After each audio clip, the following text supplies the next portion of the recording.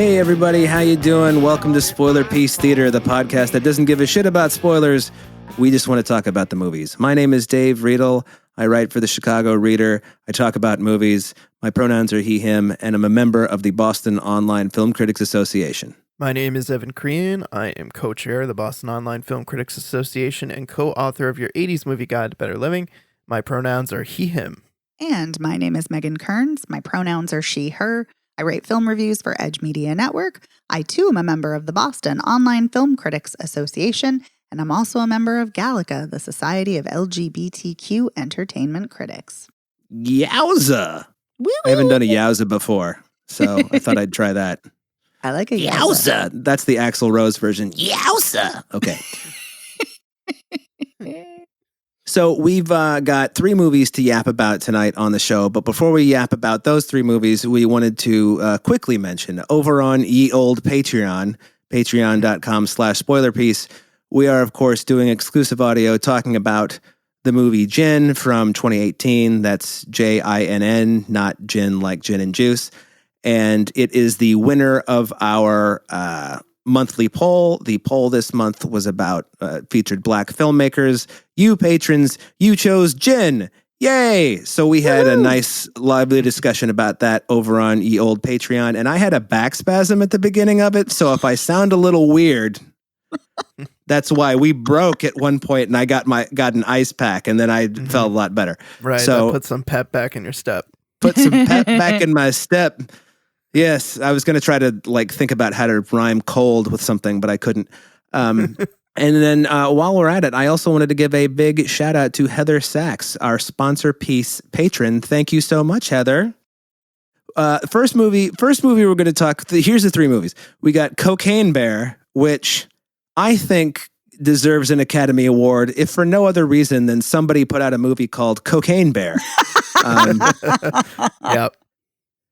Then we have the sci-fi ? Linoleum, starring Jim Gaffigan.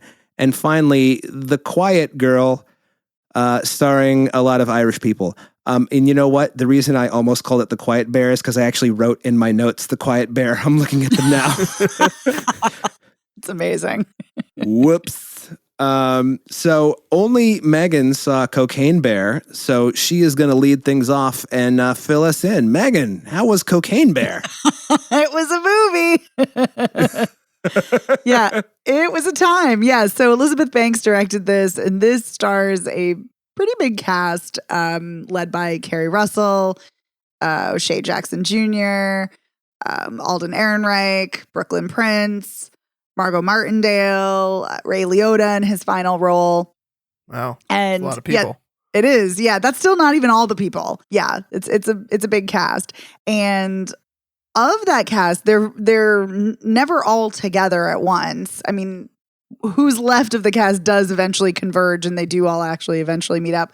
But yeah, it's kind of everybody's off in their own thing because there are the drug dealers trying to get the cocaine back because this is based on a true story in 1985 where a plane was going overhead and a guy was dumping out packs of cocaine, and then he jumped from his parachute, but he banged his head beforehand, and so he died because he couldn't pull the parachute because he had hit his head, and then it all falls in the Chattahoochee Park, and a bear gets a hold of it. And you know, I wanted to see this because I love a ridiculous disaster survival movie.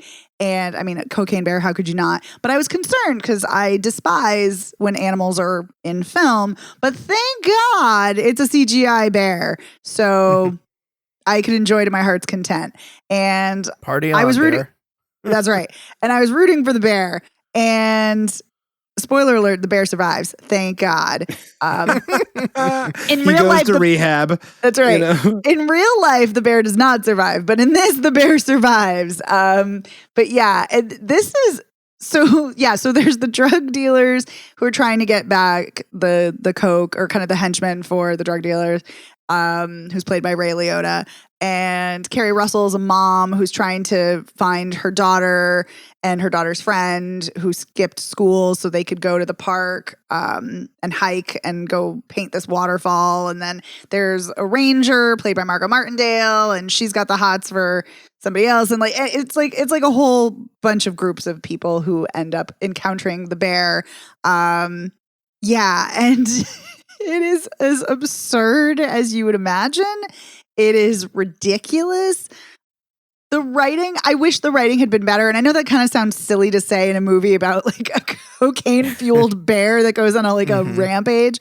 But I do. I wish the screening that I was at was jam-packed full of people, and people were dying laughing. And I'm just kind of sitting there like, yeah, that's amusing, although there are some funny parts. But what I will say about this movie that kind of surprised me is not at first, but it eventually becomes gory as fuck. Oh my God. Like there are legs being chopped off like by the bear. There's one scene where Jesse Ferguson is like held upside down and is being drained of blood by the bear. Like there are scenes where like people are getting decapitated, where people's like asses are getting chomped. It's out of control. Like there's one scene where somebody gets shot in the head accidentally, and it is so bloody and gory. Like, so this is kind of a gnarly movie in a way I was not expecting, but I actually liked that. I liked the gore. I liked kind of the shocking elements in that regards more. And I really like some of these actually a lot of the cast members I really like Isaiah Whitlock, I think is his name, the guy who's from The Wire, who always says shit. I love him. Yeah. He's really good in it. So this is a good cast, and it is absurd. They know the movie they're making. Run with it. There are lots of scenes with the bear, like licking coke, snorting coke, cocaine clouds that the bear is like rolling around in. And then later you find out that the bear is a lady bear who has 2 cubs, and they're also into the coke. My God. Yeah. So it is just wild and absurd, and there's a lot of killing, and I'm here for that. So yeah, it's a ridiculous movie, but in kind of a great way. In a fun way. Yeah. So it could have been better in the writing department, but overall I had a lot of fun with it. It's bonkers and wild. Okay. That's good. Well, I kind of want to see Cocaine Bear, and but I guess the thing that had been holding me up is like I was wondering, and I can't believe that I'm starting to ask these questions of myself, but like, how violent is this really going to be? Because that it's like when you were like, people's arms are getting chopped off. Oh, yeah. Not surprised. Yeah. I was not surprised even a little when you started on that. But at the same time, I'm like, well, I think it's probably mostly played for laughs, right? So it is, and that's the other thing too. So this is billed as like a dark comedy and a thriller, and it definitely has like gore-wise, it's definitely more in the horror genre. And I don't normally like horror comedies. They're not usually my bag, but yeah, as this goes on, it's almost like the laughs are less and less. And so for me, that worked, but there's a lot of laughs like kind of front loaded.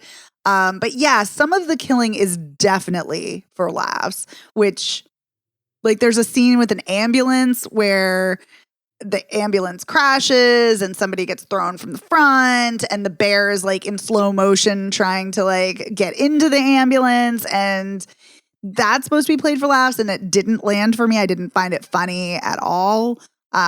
Could just be my sense of humor, but because like I said, other people thought it was hilarious and there was like uproars of laughter.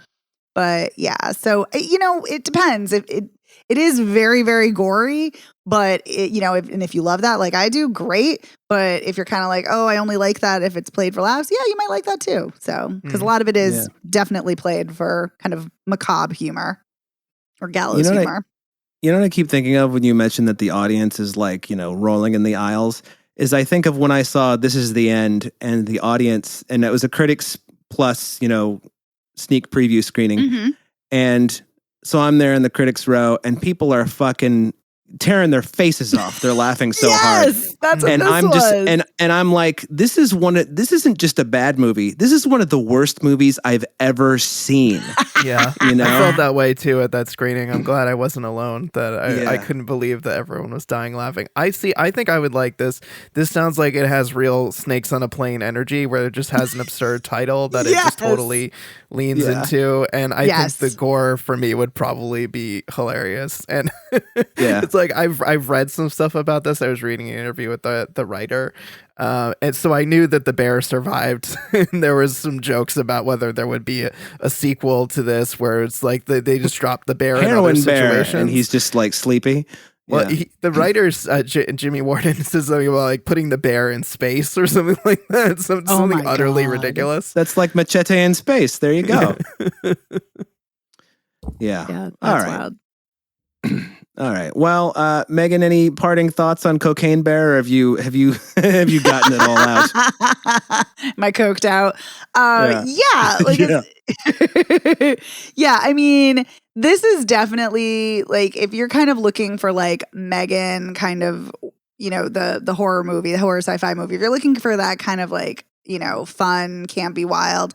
I liked Megan better, but this was still a lot of fun. And like I said, whereas a lot of other people were clearly clamoring for the humor, which didn't really land for me, the gore and the survival disaster elements definitely worked for me. So in that regard, I had a blast. So it was great. Okay. All right. Well, then let's move on to our second movie. It's called Linoleum. Written and directed by Colin West, starring Jim Gaffigan, Rhea Seehorn, and Caitlin Nakin. I'm assuming it's Nakin because it's spelled like bacon, but with an N. And here is your one-sentence IMDb summary. When the manufacturer of linoleum... No, that's not it.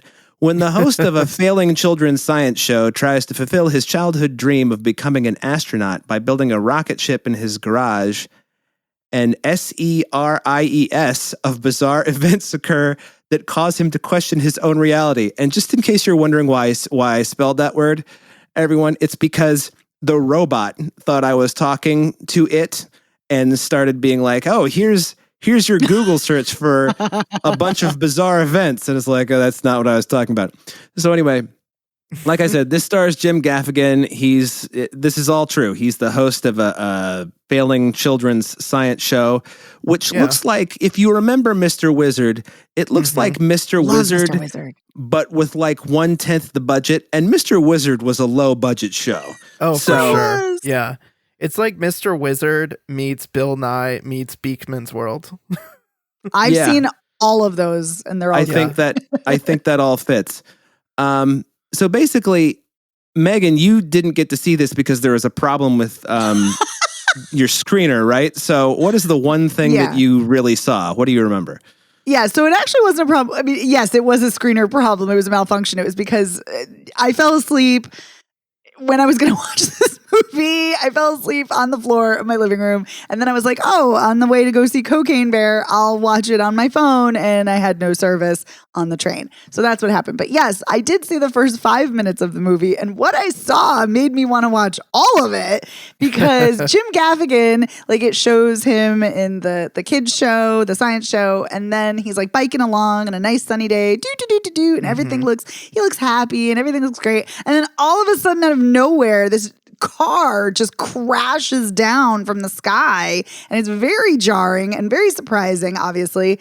And then he looks at the driver, and the driver looks like him, but slightly different, like obviously different outfit and kind of like different hair, but still him.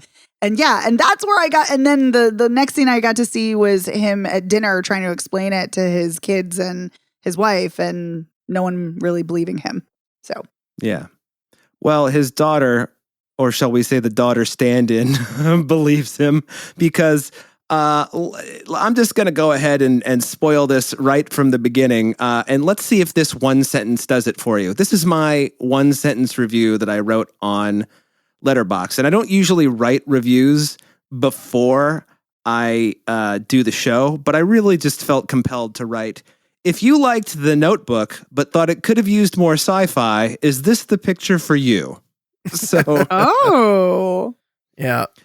Yeah, the whole movie is basically an old man with dementia sort of blending together his midlife and his childhood into one memory.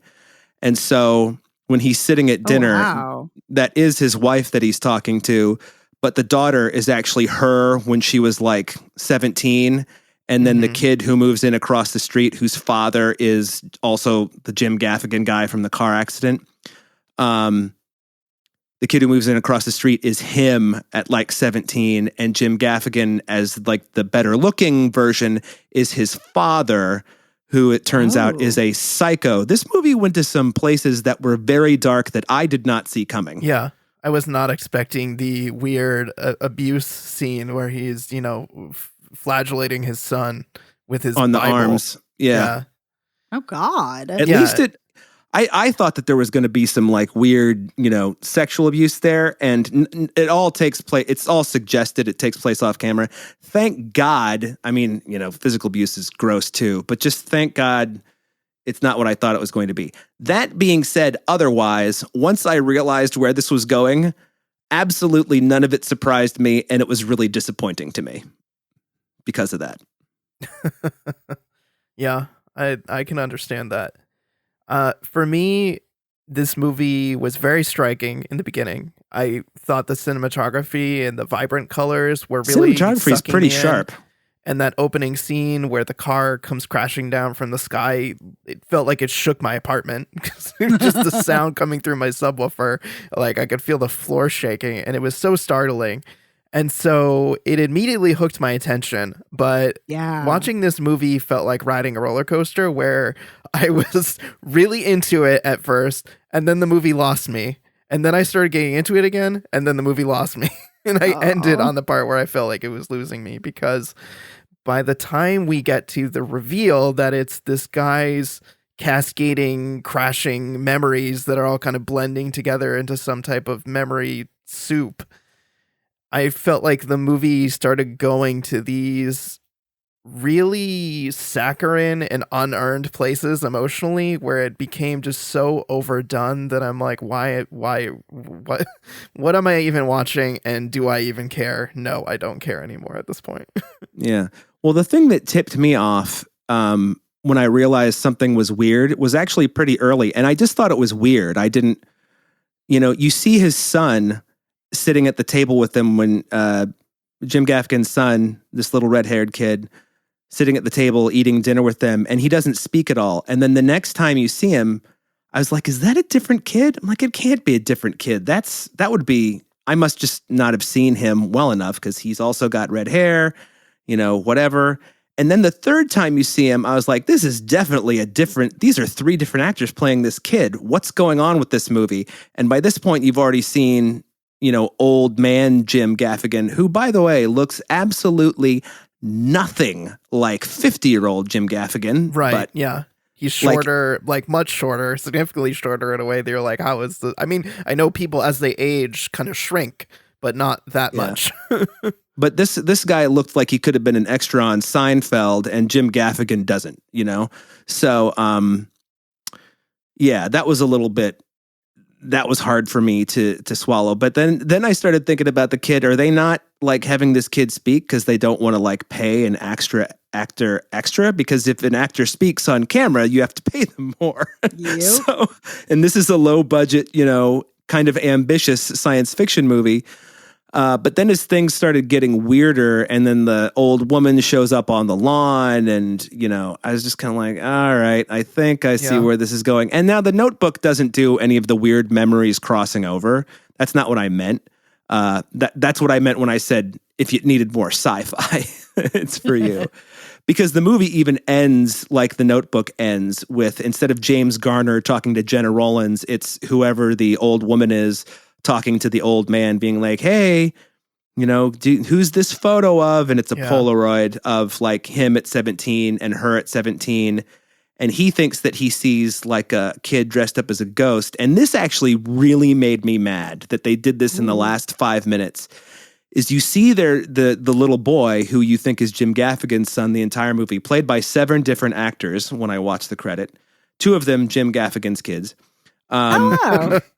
Okay. And, watching that, and then, a Charlie Brown ghost comes out and gets into the picture with them. And then it's a Halloween party. It's a Halloween party. Oh, Sorry. okay. Yeah, I should have mentioned that. And you see him in the Yeah. you see him in the Polaroid when old man Gaffigan is looking at it, but when it turns around to his wife, the ghost isn't there.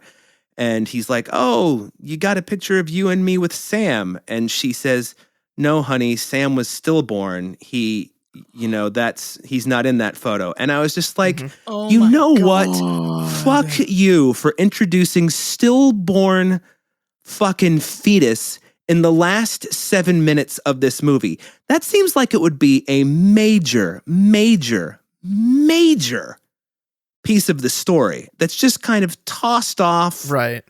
Like That's what I mean about the saccharine nature of it. And then it's just like, it really plays up this.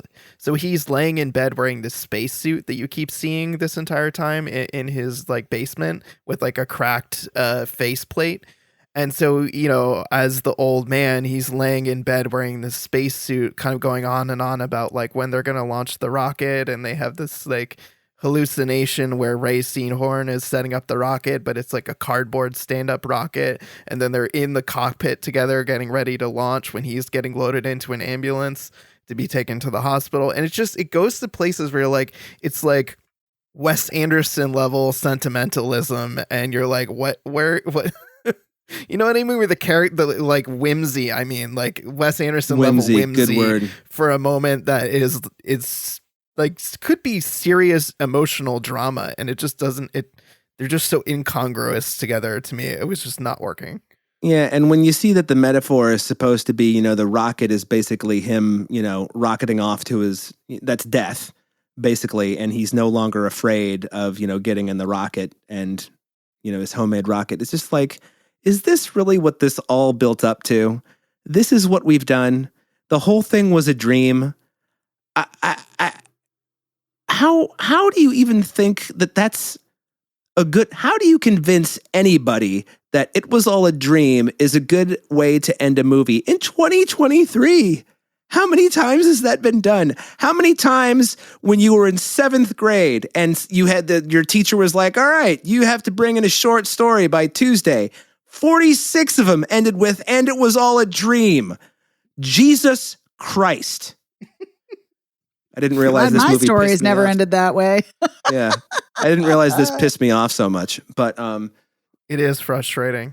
It's incredibly frustrating because I was kind of hoping for, some weird otherworldliness because of like maybe he's bent the space-time continuum by building this rocket, Yes. But no, instead it's an old man with dementia. Right, yeah. That's what's so frustrating. So this movie basically is a mashup of Donnie Darko and October Sky between the rocket building and the Notebook. Time paradox weirdness and making you think that it's a time paradox, which would have been so much cooler if he was existing. It was like the father, the son, and Jim Gaffigan all existing in some reality somehow. That would have been way better than it's like a dying man's hallucination mashup of reality. I don't know why. Don't forget Jacob's Ladder. It's also Jacob's Ladder. Jacob's Ladder, yes. Yeah. How could because of the dying hallucination. Oh, Megan, we forgot to tell you the most insane part. Wait a minute. The stillborn kid wasn't the most insane part? No. That's the second most insane. Oh my God. This is the most insane thing is the thing you learn about 2 minutes before the stillborn child is that so the second Jim Gaffigan, who's like better looking and more put together, is his father. Yeah. And he's been, abusing him by like basically hitting him on the arms with like a cat o' nine tails, but with one tail. And like a horse's, you know, it's like you know a what I mean. Small whip that keeps in a box with this Bible. It's creepy. Like definitely would do some damage, So anyway, and the dad tells him for reasons that are not made clear, just like many things are not made clear. Well, actually they are made clear, but stupid. It's, the dementia angle. The dad gets into his Corvette and drives from his garage next door across the lawn to her house where the Halloween party is taking place. And I don't know if he swerves at the last minute, if he can't go through it with the last minute or what, but he's trying to run over his son, trying to run him over. Wait, what? Yes. Yeah, and that's where the car flipping and crashing is actually him remembering the dad trying to run him over with his car and then swerving and then flipping his car and crashing. Oh my God. Yeah. Yeah. So it's not bad enough that he was abused by his father, but his father's also trying to actively kill him? Yeah, to murder him. Yeah, that's also why the faceplate is broken on the spacesuit, because his dad just clips like the mirror of the car, of the driver, the passenger side of the car, clips his space helmet and knocks the glass out. And it's just like, what the fuck am I watching? Jesus Christ. Yeah. And I also think, all fairness to Jim Gaffigan, who tries his best, Jim Gaffigan's just not this kind of actor. It's just, when you've got Tony Shalhoub popping up in 3 scenes, probably as a favor to somebody, and he's his usual brilliant Tony Shalhoub self, but then he's playing opposite Jim Gaffigan, that's really when you notice that, like, Jim Gaffigan plays for the JV team, acting-wise, What about Ray Seahorn? She's amazing. How is she in this? I've never seen Better Call Saul.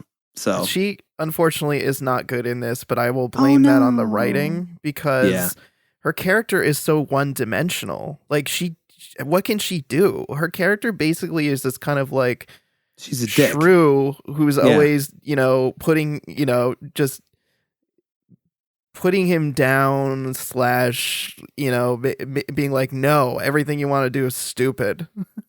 Yeah, and then she gets into, the daughter like gets into a fight with another student at school because 17-year-old Jim Gaffigan says, sometime I like to wear women's underwear, because initially the 17-year-old her thinks that she's a lesbian. And then she's like, but I've never been with anyone. And then she falls in love with him. And then one day he's wearing girls' underwear at school, and one of the girls sees it and she takes a photo of it. And so 17-year-old Ray Seahorn punches the girl out. And so mom and dad have to pick him up. And mom's just like, what the fuck was that all about? Or whatever she says. And they're having an argument. And that's actually kind of the one moment that I felt like, I feel like this parent and this child could actually be having this conversation. But then mom gets really angry and she just goes, fuck you, to the kid. And you're like, well, I can see that happening too. And then, later mom comes and apologizes. And it's like, I know dreams are weird and I don't know how dementia works, but why are you imagining a conversation that never could have possibly happened between older spouse and younger spouse? When you first, I don't even understand. Jim Gaffigan is not in the room. His Jim Gaffigan's not in the room. Right. Yeah. Now, you don't have to be in the room in your dreams, although I feel like I usually am. But it was very, very strange. Like, yeah. This felt to me the way Bob Odenkirk was misused in that movie Life Upside Down. Similarly, Ray Seahorn feels completely misused here. Like, she is very talented and can do so much more, but is limited, I think, by bad writing in this. Oh, that's so unfortunate. Yeah, this is going to sound really, really strange, but imagine like the Sixth Sense era Bruce Willis. I feel like he could have done this, just kind of like the weirdness and the humor of it, along with like the serious dramatic turns. I feel like he could have pulled it off. Yeah, I was going to say, he's really great with sadness, like especially in Sixth Sense and 12 Monkeys. So yeah, agree. Yeah. Yes, he's definitely good at like morose, forlorn. Oh, so good. You said sadness, which is the same word. So yeah, you said a better word. He kind of dabbled in some interesting, medium to low budget sci-fi too at points in his career between movies like 12 Monkeys and Mercury Rising and things of that. There was that one Surrogates that he was in. He kind of dabbled in sci-fi, and I think you're right. He could have pulled this off. Yeah, didn't I say 12 Monkeys? You did. Oh, say okay. I was like, did I hallucinate? No, you said 12 Monkeys, and I was just thinking of other movies of a similar ilk. I just want to make sure I'm still awake. Sorry. Yeah, no, you're awake. So anyway, that's Linoleum. Evan, do you have anything to add? No. Okay. Yeah, I feel like we shit on it enough. This is one of those movies. It's like, you know how like I've gotten mad in like the last 6 weeks, 8 weeks or whatever. And there's been a couple shows where I've just been so mad. This movie almost got me to the point, but not until like this very moment. Like when I was sitting thinking about it. Cause like when I watched it yesterday and when it was over, I was kind of like, oh, that's kind of shitty. But the more I talk about it, the more I'm like, this is fucking stupid. So, you know. Yeah, you get real amped up. I mean, it was frustrating for sure. Yeah, frustrating is I think the right word, because it's like I felt like it was going to be something completely different from what it was, and not because I misjudged like the poster, you know, or I saw the trailer and it didn't work out the same way. Anyway, that's Linoleum. You know, whatever. Now let's move on to the movie that all three of us have seen. This is The Quiet Girl, and this is an Irish movie. I don't know. You know, I should have looked up how to pronounce the writer-director's last name because it's very Irish. First name is Colm or Colm, depending on, you know, which part of Ireland you're from. And the last name is Bair, the E with the egu over it, like in French, AD. I don't know how that's pronounced. It's based on the short story Fostered by Claire Keegan. It stars Carrie Crowley, Andrew Bennett, and Catherine Clinch. And here's your one-sentence IMDb summary. 3-sentence IMDb summary. Rural Ireland, 1981. A quiet, neglected girl is sent away from her dysfunctional family to live with foster parents for the summer. She blossoms in their care, but in this house where there are meant to be no secrets, she discovers one. I mean, that's accurate-ish. I mean...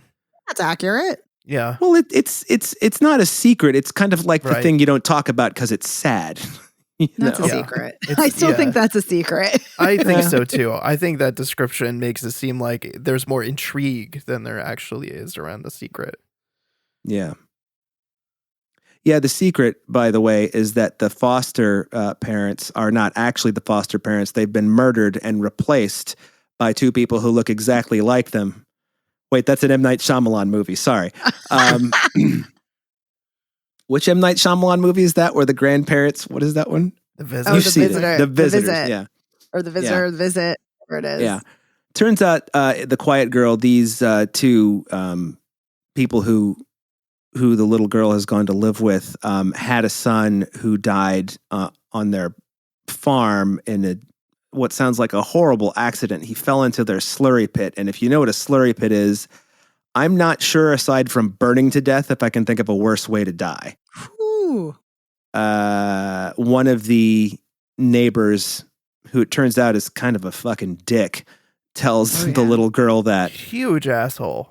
Yeah.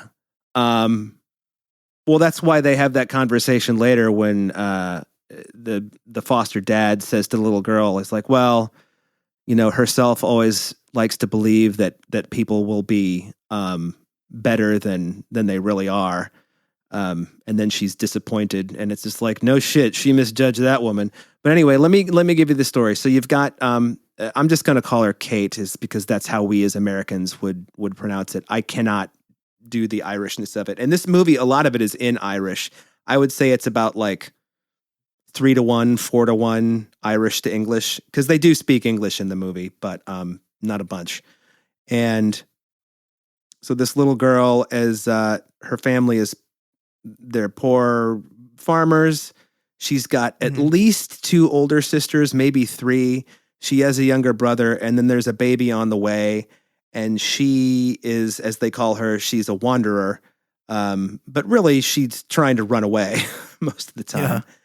And you realize pretty early on that her father is a degenerate gambler, and her mother is... And he's cheating on the wife.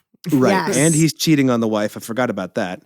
And that mom is, you know, a good person at core, but she's basically exhausted. She's so exhausted, she really can't do anything but survive.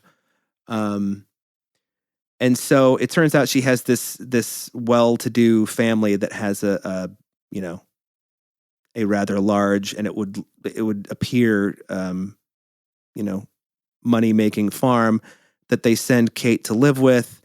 And the dinner that the 4 of them have when dad stubs out his cigarette and the remains of his meal, I was just like, oh my God.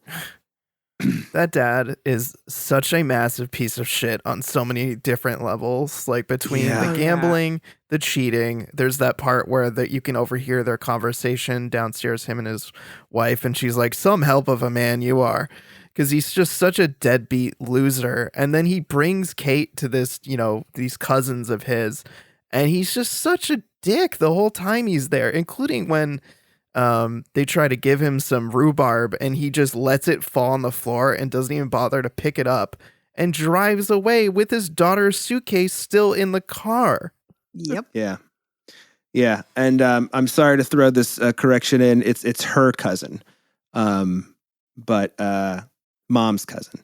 Oh, and okay. Yeah, I'm not really sure in the context of that other of the poor farmer's house how much it matters whose family member it is, but like right after Kate gets dropped off, Eileen, the foster mom, says to her, would your parents be offended if I sent them something? And Kate's like, some what money. Are you talking about?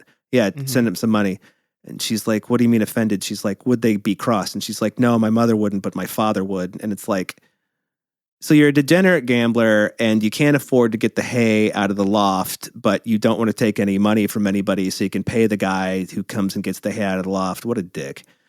So basically, Evan, your description was fucking perfect. So anyway, it's the foster mom is like delighted to have Kate there for the summer. And at first, I was kind of worried that foster dad was going to be just like this cold-hearted fucking bastard. But as it turns out, he's just wary of having a child in the house from the trauma of having lost his. Understandably so.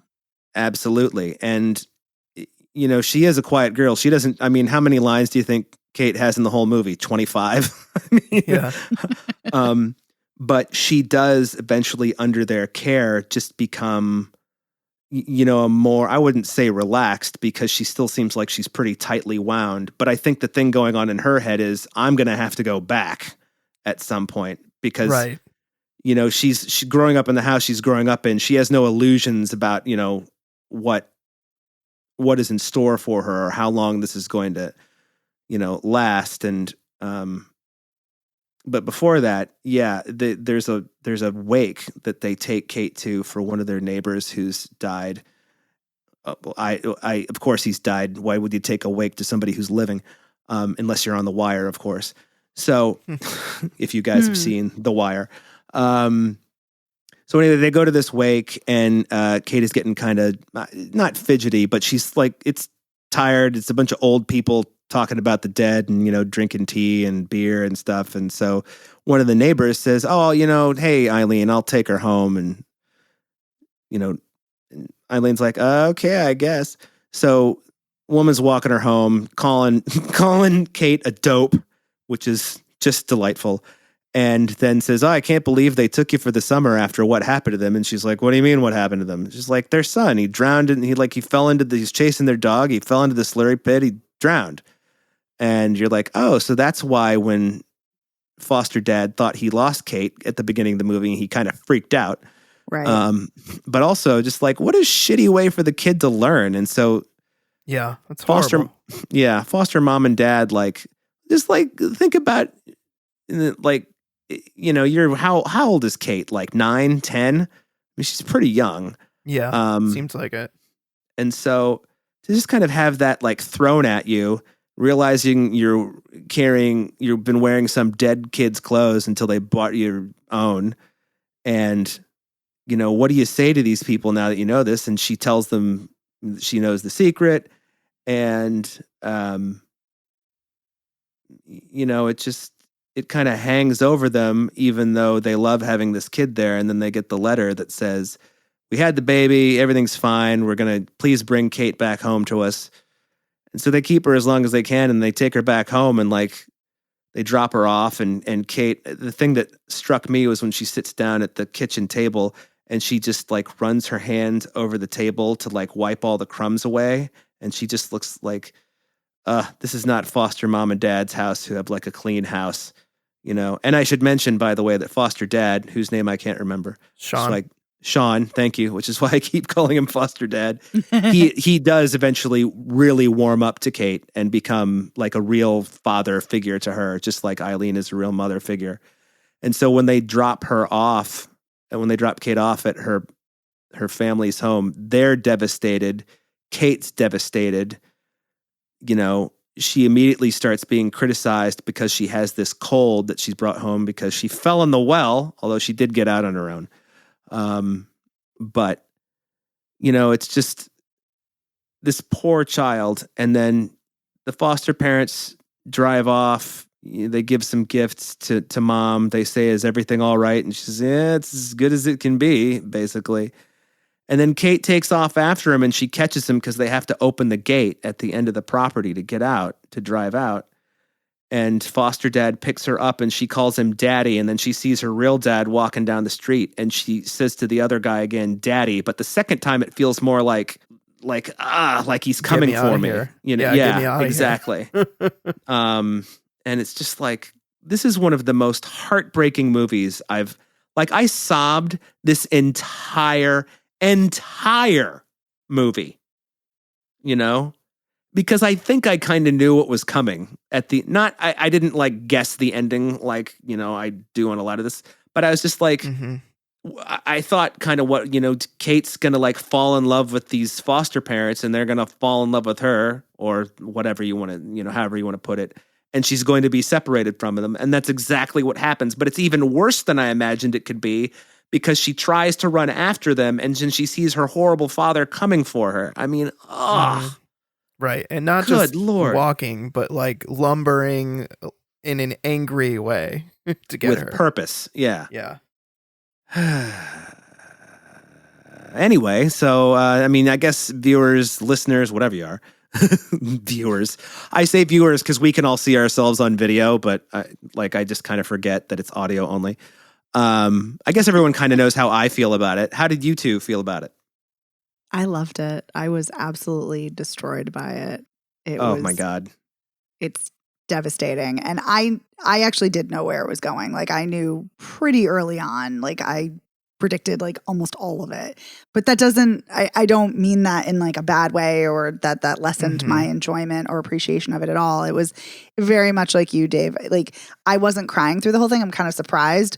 But I had like a lump in my throat like the entire time. Like the entire time I had this tension and I felt a lump and I'm like, oh my God, it's going to all come crashing down. And it's going to be a dam that breaks. And that's exactly what happened because when I love that it's very much if you're familiar at all with Anne of Green Gables and Matthew and Marilla Cuthbert, who are the adopted parents of Anne, it's kind of, they're very similar. The adopted parents are very similar, except with a gender reversal where Sean is the gruff one and Marilla and Anne of Green Gables is the gruff one. But anyway, so he finally, you know, has like Kate having him, like helps him like sweep up and do chores and things like that. And she's very excited to do it. And when they pass or kind of sort of pass the turn to go to the mailbox, he times her and has her run.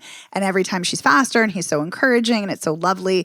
And that's what just destroyed me was her running towards them. Not just running after them because she wants to be with them and misses them, but that it's another reminder of the way that they were so loving and so supportive of her and so kind. And she has this flood of memories of like, Eileen bathing her in a tub. And it's almost like she's never been in a tub or never had anyone bathe her before. And, you know, and Eileen brushing her hair and Sean leaving a cookie for her. And like all these just very, very sweet, simple gestures that convey so much love and attention. And I absolutely adored the performances. They're all wonderful. I thought this was visually just gorgeous, especially the way it captures the light. It's just so lovely. And it's just such a delicate, sensitive film about the wounds of neglect that Kate is experiencing the lingering pain of just this unimaginable grief of child loss that Sean and Eileen are experiencing, and just how it's so powerful, gentleness and kindness can really heal. But that ending is just gutting because they're all like wrenched apart. And so I absolutely adored this. I thought this was just gorgeous film. Yeah. Yeah, I agree with everything you said. How about you, Evan? I love this too. I found it incredibly moving. It's a quiet film. Fittingly so. It is fittingly quiet, but there is a lot here that it explores, as you said, Megan, the pain of neglect, the trauma of child loss. It explores them very effectively.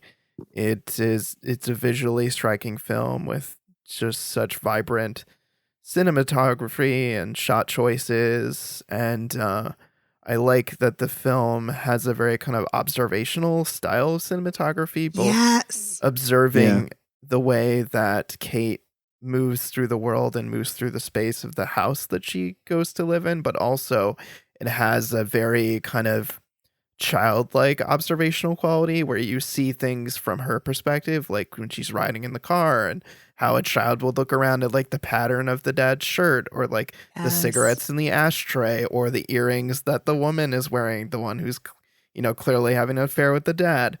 And the train wallpaper.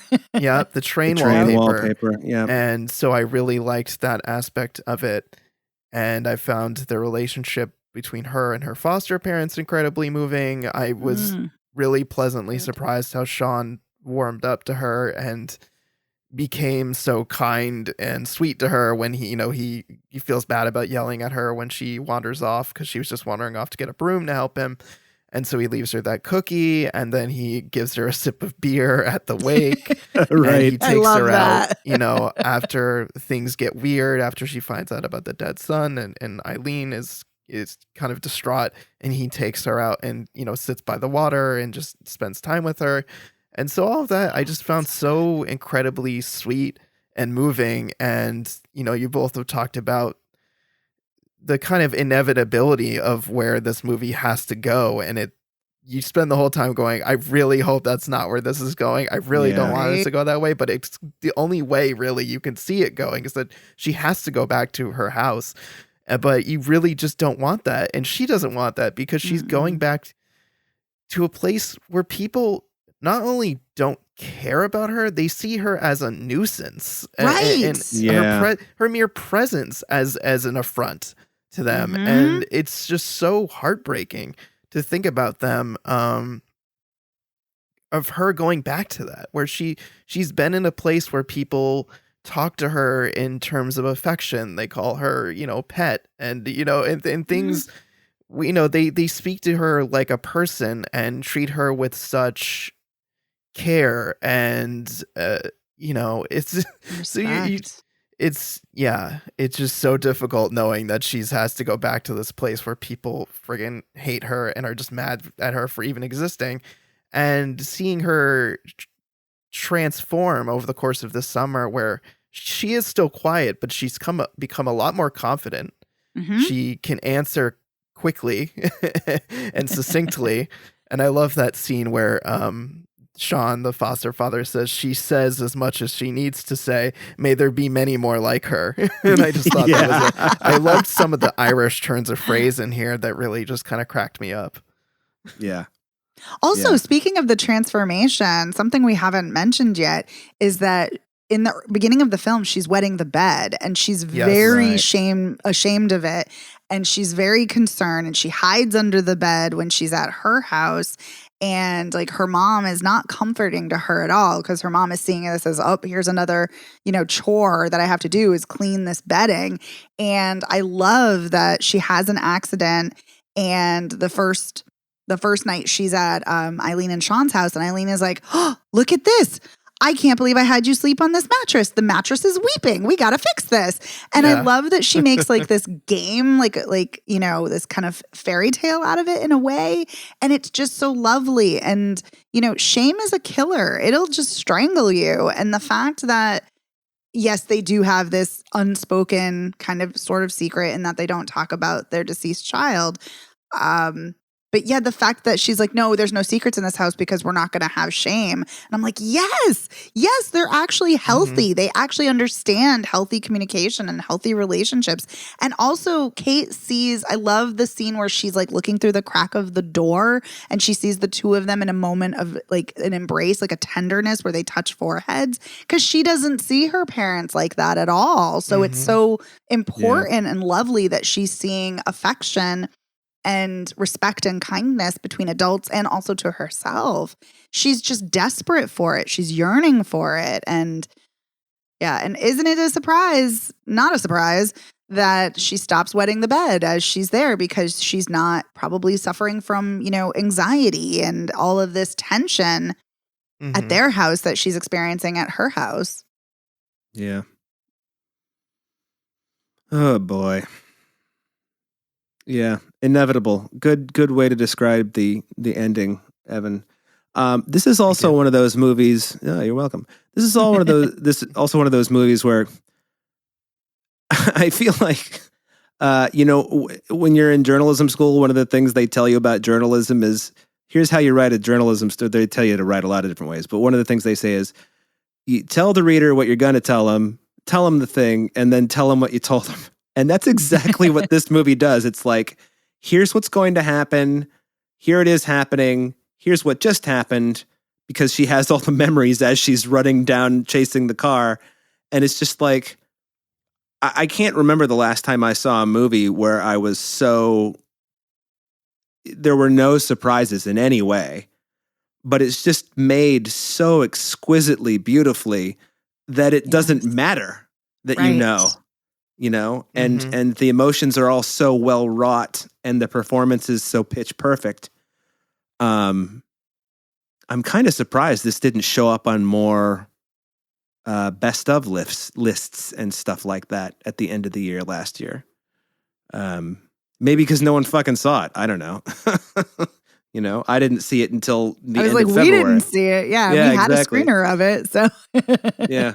But it is nominated for an Oscar for Best Oh, is it like Yep. Ireland's entry? Okay. Yep, it's Ireland's entry for Best International Film.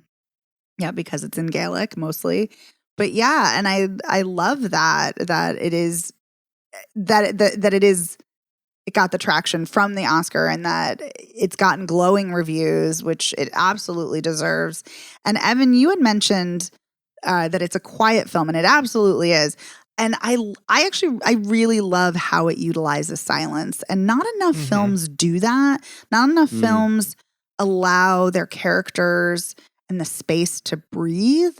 And I love that this film really does that. And in so many ways, in a much different tone, it reminds me of Celine Sciamma's Petite Maman, because it's told from a child's perspective. It utilizes silence. It's dealing with some heavy issues like grief, but it's just a very beautiful film. And this film is equally stunning, but just also very somber because of its ending. But yeah, absolutely destroyed me. Yeah. But I'm so glad we all love it. Yeah, me too. We all love it. Well, do we have any closing thoughts on the quiet girl? Yeah, I do. Okay. Just one more thing, kind of piggybacking off of what we've been saying, kind of an extension of my thought. I think under a less talented filmmaker or less confident filmmaker, the fact that we know everything that's going to happen, or we pretty much know everything, we're all, kind of like, yeah, there's no other way this could go. And that it is still so compelling and moving, I think is really a testament to the craftsmanship of this film. But there is a part of me that's like, why couldn't she have just lived with them? Why couldn't she have just stayed with them? They didn't want her. Like, like her parents didn't want her. Her sisters didn't want her. Like, why couldn't she stay with Eileen and Sean? But that's obviously not the way it is going to unfold. But part of me is like, just stay with them. Right. Yeah. Well, there's an arrogance, I feel like, on the part of her parents, a pridefulness that wouldn't let that happen, because they're like, even if we can't stand this girl and she's a nuisance, she's still our daughter, and how could we ever give her away to someone because we can't or don't want to take care of her? Right. Yeah, it's very much a possessive thing. You're absolutely right, Evan. Mm-hmm. And a pride thing. Yeah. The way that her real dad comes marching down the road, to retrieve her from Sean and Eileen. It actually completely speaks to what you both just said about that. So such a great ending. Yeah. Mm-hmm. Yep. God, I loved this. Yeah, it was really good, but it was definitely heartbreaking. I think the only other thing that I wanted to mention is the way that the film treats water and liquids as if they have a kind of magical quality to them. I was just wondering if you both were picking up on that and feeling like there's a particular point, or if it was just like, here's some water, here's some tea, here's some liquids like the ocean, and like they just look pretty. Oh, sorry, Megan, did you want to go? No, you can go. You're already started. Okay. I felt like that the well had some sort of like magical power. Not like magic, but it like the well was shot in such a way that it was their well was special for some reason. And even when Kate, fills up the bucket and the weight of the water pulls her in, and then you see her walking up the road soaking wet. For one thing, I knew she wasn't going to drown because there were like still 20 minutes left in the movie. But the other thing I was thinking of, well, of course the nice well would let her get out. It knew that her filling the bucket was just an accident, So I really did have that thought. So anyway, Megan, what were you going to say? Yeah, I was going to say, I love that you asked that question, Evan, and I think that was such a great observation on your part. Yeah, I definitely noticed a lot of, water and liquids in the motif. And I come back to myths, that there are so many myths that deal with water, and there are also Celtic myths that deal with water, and like Selkies and things like that. So I was thinking of it kind of from a mythological fairy tale element, kind of sort of what you're saying, Dave. Like there's kind of this magical healing, quality to the water, not in a necessarily explicit way, of course, or a realistic way, but kind of in like from a child's perspective, like a child might see a kind of magical quality to the water. And that the kind of the whole farm has this like very wholesome magical quality to it, in that she's blooming and coming alive and whatnot. So yeah, I definitely got that sense. Yeah, cool. One of the cleanest farms I've ever seen. Yeah, take a lot of pride in their in cleaning up when the animals have done what they've needed to do. Well, anyway, unless anybody has more thoughts, that's The Quiet Girl, which I don't even know what are the other movies. I'm not going to ask the question. What are the 4 other movies for international feature? But we don't have to get into that. Yeah, that was The Quiet Girl. Okay, so let's recap. Cocaine Bear. Yay or nay on should people see it? Yeah, I mean, it is silly and ridiculous, and yes, it's fun. So if you're looking for silly, ridiculous, gory fun, go see it. All right. Linoleum, Evan, how do you feel? Nay.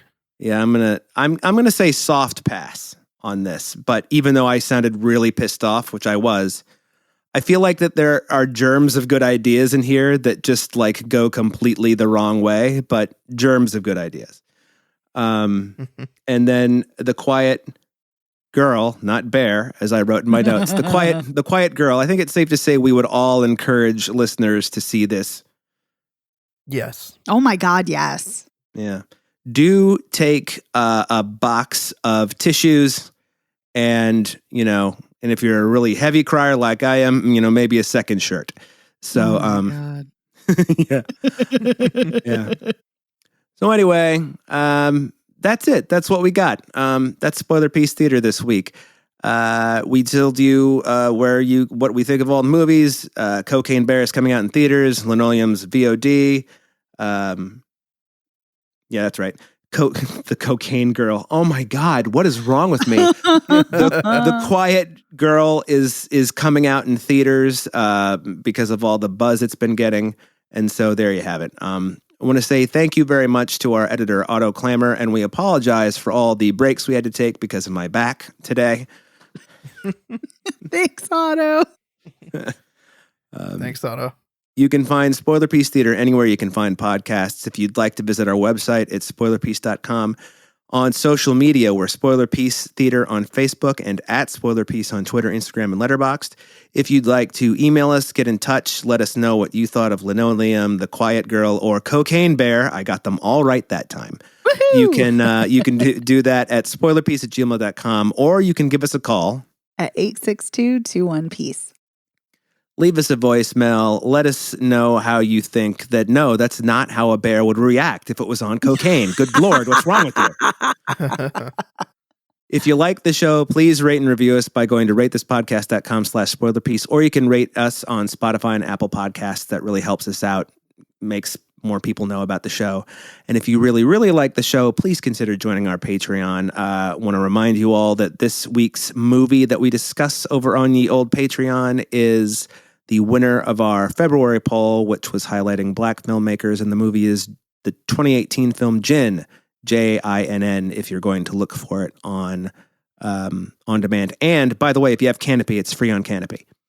And that's it. My name is Dave Riedel. I write for the Chicago Reader. I yap about movies. I'm a member of the Boston Online Film Critics Association, and I'm at Dave Sees Movies on Twitter, Instagram, and Letterboxd. My name is Evan Crean. I'm co-chair of the Boston Online Film Critics Association and co-author of your 80s Movie Guide to Better Living.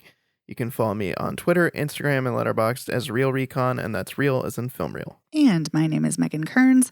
I write film reviews for Edge Media Network. I, too, am a member of the Boston Online Film Critics Association, and I'm a member of Gallica. You can follow me on Twitter at OpinionSWorld or on Instagram and Letterboxd at TheOpinionS. See you next week, everyone. Bye. Bye.